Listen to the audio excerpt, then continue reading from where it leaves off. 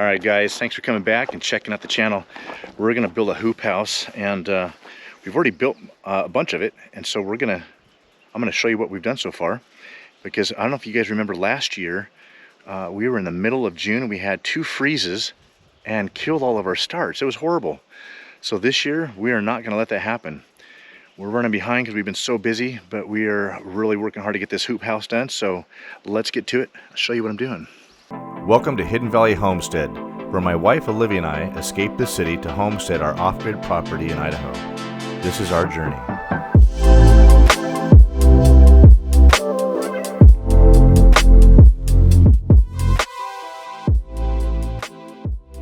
And there is my lovely assistant. All right, guys. So as you can see, we've already done a lot of the work. We built these frames, and we did the basic frame, and we used old roofing metal as the sides. Now we brought the roofing metal almost all the way up. Yeah, it's just poking out right there. That way it doesn't, you don't have a lot of dirt touching the wood. But then we built these things. We put the hardware, I don't know why they call it hardware cloth. It's welded mesh wire, but that keeps all the moles and stuff out. So we put that underneath all the way through. And we had a friend that hooked us up with some of this PVC. This is 1 inch, schedule 28, so it bends easy, but it was still soft. And then we're gonna put these slats right here all the way down, and then we're gonna stretch plastic over it. Now inside of these things, we did put a piece of fiberglass rebar for strength. I still plan on doing the upright across here with some posts in the middle. And then I'm going to be framing this whole thing in right here on both ends, and we'll have a door on each end. And we got to have a door. It's probably going to be a 2-piece door so we can open it up and let the air in. But we put the slats up right here. That way we can roll the plastic up when it gets hot. So bringing you guys along for the ride here. This is going to allow us, and you can see that my lovely assistant has gone ahead and planted. We got to get these starts in the ground now. So bringing you guys along for the most satisfying part, which is stretching the plastic. So here we go. So this is a quick little detail for you guys. I used baling wire or tie wire and put these in there for reinforcement. I did a double strand, flipped it up and over, and then twist underneath nice and tight. So that really made this thing a lot more rigid. But with the fiberglass rods in there, 20 footers, and I'll show you guys the math how to figure out how far apart you want to put these. These were 20-foot lengths, exactly 20-foot sticks, and so the math works out to be a perfect circle at 12.75 feet, but we wanted to make it a little bit taller in the middle, so we scrunched them together 1 more foot so that we got 1 more foot so I can walk in there. All right, let's put the plastic on.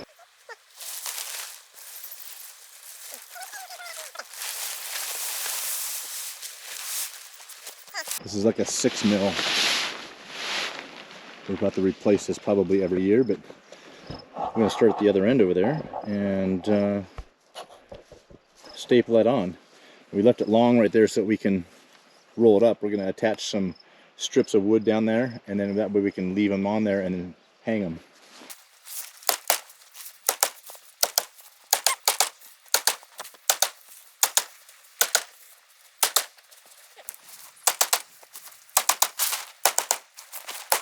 All right, guys, leave me a comment. Let me know if I did this right. Hopefully this will get us by through the next couple seasons. We can afford to buy those really nice, strong steel poles because we do get some pretty good winds through here. So I don't expect this to last through the winter, but at least it'll get us through this next month of cold weather at night. And we're not going to lose any of our starts this year. So we're trying to figure out how to hold the plastic down when it's windy, but we also want to be able to roll it all up to give it air when it's too hot. So trying to figure out a cheap, easy way to do it. I saw lots of really neat ways to make a crank handle and use PVC pipe and all that. But I don't know how to attach the plastic to the PVC pipe. So I'm cheap. I figured, you know, making a wood strip that would sandwich it would be good. Roll up the plastic in it. So it's a one-man job. Start in the middle.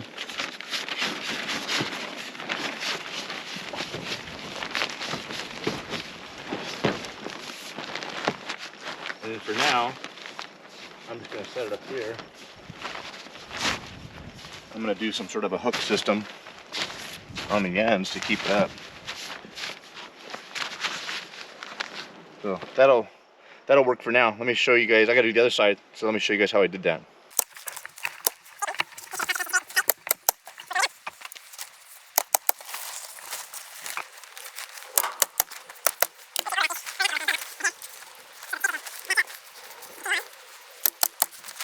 Also, something, looking at my spacing here, I wanted to decide what I was going to put in the middle here. Well, I think that decision was made for me. My lovely assistant decided to drive her tractor in here with trailer. So I guess I'm going to have to make a door that's wide enough for the John Deere to get in. All right, we got the end on. And I did a little plexiglass window with some spare pieces of plexiglass. Wanted a little more light through. Covered this up with the board, stretched the plastic around, and I'm just using staples to hold the plastic in place all the way around the edge. And then I'm going to put a strip of wood along the top edge right there to kind of cover that up and make sure it's nice and tight. But stretch the plastic nice and tight, like a drum. That's good. So we got the sides to roll up now. I attached these things with plumber's tape and some straps and some brackets, kind of hold those in place. And they've got a piece of rebar in the middle too. And then when you're screwing into this stuff, what I discovered, I was going to pre-drill holes, but what I discovered is that this stuff is soft enough that you can actually put the screw right through it. You can see it's a little bit off center because the rebar is in the middle. So I screwed the wood to that piece of PVC, and that holds that strip all the way across. And I'm using cabinet screws with the flat head on it so it doesn't poke out or anything. Framing all this up in here, nice and strong. This thing is, I can barely shake this whole thing. It's so strong. So this ought to hold up well to the winds. So this is going to save our crop this year for sure. Just a couple nights ago, we were at freezing again, 30 degrees below freezing. We still got some room in here, and we got some other starts that we need to put in here. But yeah, we're not going to lose our crops this year for sure.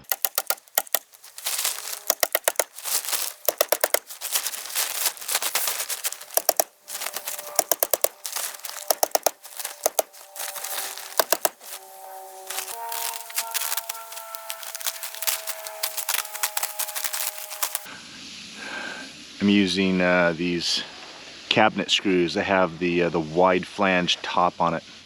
These work really good for all kinds of stuff.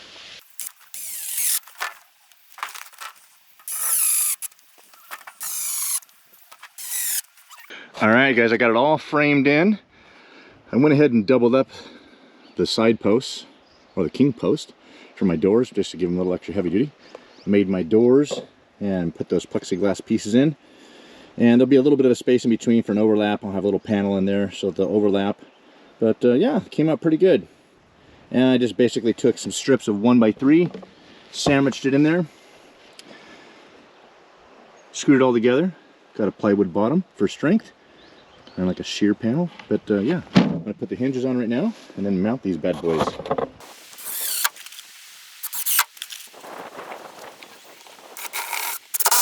So my plexiglass wasn't wide enough to make, should have made a wider frame door, but that's okay. I'm gonna put a strip of plywood right in here, so it's gonna overlap this, and I'll have a latch on it.